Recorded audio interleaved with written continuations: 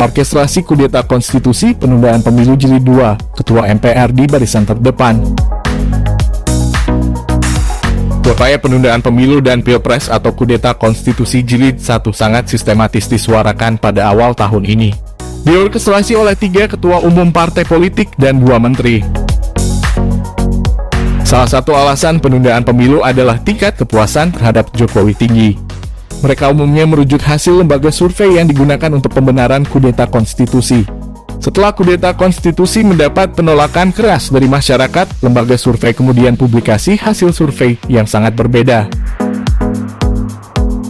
Beberapa lembaga survei mengatakan, mayoritas masyarakat menolak kudeta konstitusi, menolak penundaan pemilu, termasuk mereka yang menyatakan puas terhadap Jokowi.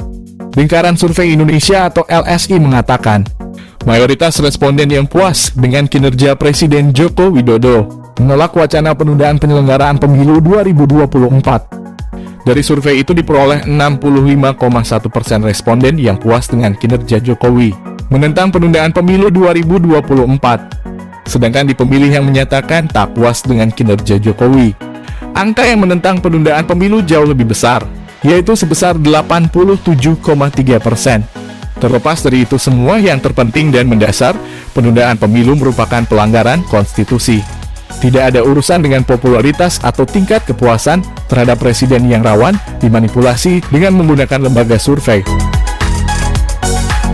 Upaya mengubah konstitusi untuk tujuan agar pelanggaran konstitusi seolah-olah menjadi tidak melanggar konstitusi, masuk kategori kudeta konstitusi kejahatan konstitusi.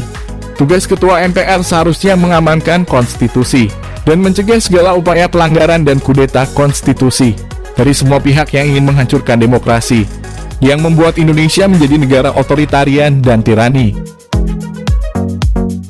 Bukannya mengamankan konstitusi, Ketua MPR malah mencoba melakukan sebaliknya. Ketua MPR sekarang malah berada di barisan terdepan dalam menyuarakan dan orkestrasi kudeta konstitusi penundaan pemilu jilid 2. Saran dan usulan serta hasutan kudeta konstitusi Ketua MPR akan terus bergulir liar menjadi sebuah orkestrasi bernada sumbang dan mematikan bagi rakyat Indonesia.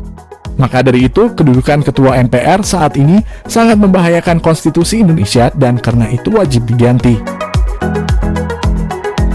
Sangat naif kalau beranggapan Ketua MPR tidak tahu aspirasi rakyat yang menolak kudeta konstitusi. Sangat naif kalau beranggapan Ketua MPR tidak tahu bahwa penundaan pemilu merupakan kudeta konstitusi. Maka dari itu, selama Bambang Susatyo menjabat Ketua MPR, selama itu pula konstitusi Indonesia terancam kudeta, terancam diubah untuk melanggengkan penundaan pemilu dengan berbagai macam alasan. Karena itu wajib diganti.